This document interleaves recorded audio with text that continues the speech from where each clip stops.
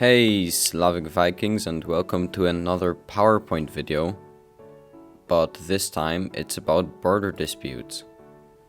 So, what does Nigeria have in common with Kazakhstan? And that is that they both have something called border disputes. And when you think of border disputes, you might think like war, like different countries going to war because they disagree on the border. But that is the distinction that has to be made clear, because a border dispute is when two countries disagree on a border but don't do much action to resolve it, since usually very little people live there. And a good example of this is the Chinese and Indian border. Like you can see here, it is often referenced in memes. So here you can see on Google Maps, India thinks that they have this, like this is one of the most, I think it is the most mountainous place on earth. Like here, somewhere here is Mount Everest, whatever. And India thinks they have this. Pakistan thinks that they have, like, I think this, some part of this. And China thinks they have this. And depending on what map you are seeing, like you can see this map is favoring the Chinese, but then you could see another map like this one over here. Like these kind of maps would be in India, where they would include this territory. And there isn't an active war there. All that's happening is, like, from time to time, some Chinese, the Chinese would send troops there to influence the area, and then Indians would kill them and vice versa. But other than that, no active war. I would say this is the most tense border dispute area in the world, and it's like on the edge of being called an actual war conflict. So let's see what we have next. Next we have the Bornholm Island in between Denmark and Poland. And this is actually very interesting. My dad was there before because it's actually quite a popular tourist destination in Denmark. Let me find it here. So this has been resolved a couple of years ago, and this was basically the only Polish island in the sea, in the Baltic Sea. Of course, if you don't count, where is it? There's like, this here. Wait, no, not this. This. If you count this as a island on the Baltic, then this is the only Polish, or like one of 3 Polish islands. But I do not count this as an island in the Baltic Sea, since it's like very clearly inside the mainland and also was made by humans. Like this river is natural, but it was connected. They had to like physically make it an island. So before, Poland and Denmark disagreed on who had Bornholm. The culture is very much more Danish. Actually, let us see how it looks like there. Yeah, this looks like Denmark, like extremely. Why is it like blurry? Okay. Like if you were in Denmark, this is very similar. Like the low houses, small but elegant houses. In Poland, it's more like rough. You can see, let's take a random place in Poland. Bydgoszcz, everybody loves Bydgoszcz. Okay, this is actually a really nice place. But like okay, whatever, you can see the difference. And so they had a conflict on Bornholm. Like the main economy on Bornholm used to be natural resources, and now it's more tourism. But the culture and everything was more Danish. So Poland and Denmark peacefully decided that they would resolve it, and now Bornholm is officially Denmark's island, which is kind of interesting since it's way closer to Sweden, Poland, and Germany, but Denmark still has this.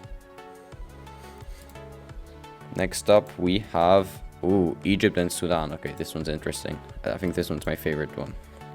So Egypt, the biggest economy in Africa, and Sudan, one of the poorest countries in Africa. And South Sudan is actually one of the, I think it's the newest country on earth. So basically how most countries in Africa borders were decided was some British people gathered and decided the borders. And Africa is so diverse that it's basically impossible to divide it in such big countries without conflict. So they basically just decided on a straight line, which actually aren't straight because of the Mercator projection, but whatever. And there was a legislation, a rule, whatever you call it, set in that the border between Sudan and Egypt would be this straight line here. And this is why, this is the one you can see here. The one that is like broken up. And the reason why borders are broken up on Google Maps is because they disagree on the border.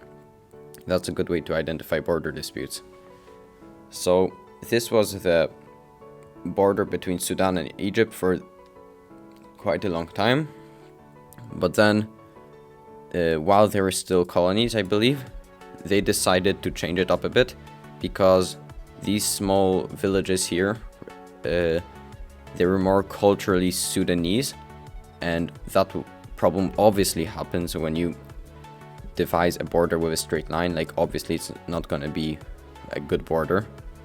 So they decided to give this to the Sudanese, to Sudan, but then as a recollection, they will give this to Egypt, which in my opinion isn't really fair, since this is literally a desert. There's like nothing here, just sand. And this gives you more access to the ocean, more ocean control, some small villages, a very important highway. Yeah, so I'm not really sure what happened there. But basically, in short, if both countries think this place is theirs, but if you think this is yours, that means you have to say that this isn't yours. So this is one of the only places on earth which no country has. And this guy right here, this is an example of a guy coming there and basically saying, okay, since no one wants this place, this is going to be mine now. But usually it's like a lot of people have actually gone there to try to make it their own, but it hasn't really worked, since there's like a UN rule that says in order for a country to exist, someone has to live there through an entire year. So this is basically no one has control over this. It doesn't matter. There's no war about it because no one lives there, and people who live here are not very plentiful. You can see it's like literally one road here and a tiny village here with a gas station and coffee shop. Wait, is there Google Maps here? Nope. No Google Maps. Probably because this place is disputed. Oh, there was a bit here. Let's see, it's probably beautiful. Hello. Wow, I didn't know this place was so mountainous. Okay, whatever. Let's see, do we have anything else? Oh yeah, we do. Portugal and Spain. This one's interesting. So let's go back to Europe. Here, Portugal and Spain. So according to Spain and the rest of the world, the Portugal-Spain border, this one you can see right here, is the oldest border in the world. I think it's like 600 years old, unchanged for 600 years. But Portugal is the only country that disagrees on that, since Portugal also thinks this is theirs. This. And maybe you can see it here. Basically this. Oh, I can move it. Portugal thinks this is theirs. And the reason for that is, while Spain was colonizing South America and they were deciding on how to split it, Portugal got only like this much. So they made a pact, an official pact, that said, since Spain is getting all of that, you're allowed to take this and the surrounding villages or yeah, I think it was villages.